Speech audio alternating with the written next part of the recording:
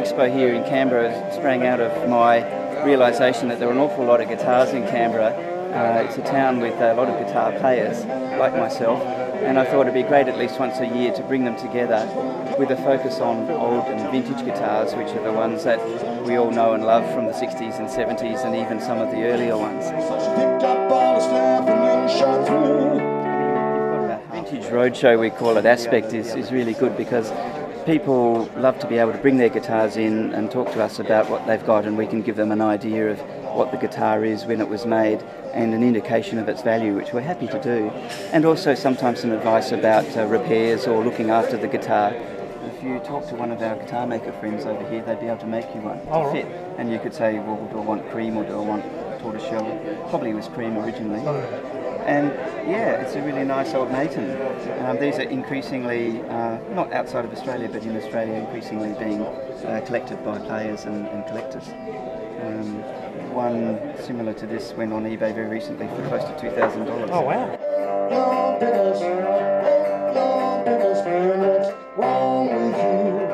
We've got a whole range of vintage guitars here. Instruments like this, which predate World War II, I would call vintage guitars. The Stella here predate the Nationals. This is the guitar that wasn't loud enough for Hawaiian music, so they invented that guitar. Some of these early parlour guitars, they call them parlour guitars because they were played in the parlours. And it all, once again, gradually became evolutionary until you got the electric guitar. This is a 1954 Stratocaster. This is my pride and joy. After 36 years of collecting guitars, I've managed to pick up one of these in this condition. I've had about probably 5 in the last 30 years of collecting. The first 300 were handmade. These became a bit of a production model straight after that, but this is in the best condition I've ever seen for a 54 Strat in the business. This guitar's worth, at the moment, probably between $250,000 and $300,000. I specialise in guitars from the 1920s to the 1970s. So here we have, for example, a little 1920s Stella, guitar made in by the Oscar Schmidt Company in New Jersey in the USA. The same era that Huddy Ledbetter was using a guitar like that. Through to things like this, which are another American 1930s Hawaiian style guitar. Here we have a Japanese-made copy of a Gretsch from the 60s, a really wild thing. It sort of looks like a Buick without wheels.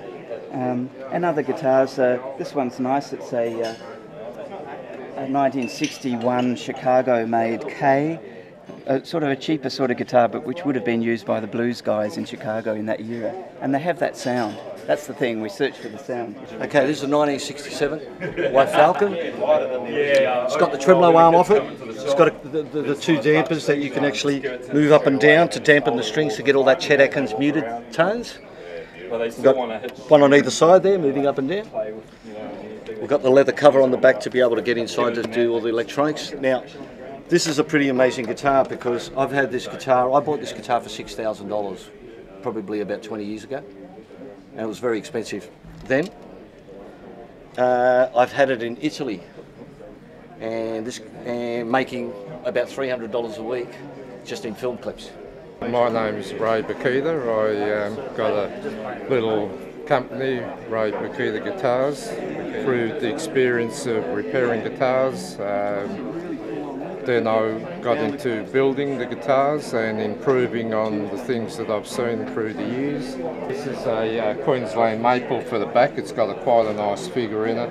And for the necks I use American maple, bird's eye maple and quilted figured maples. This is a 1957 Cadillac Green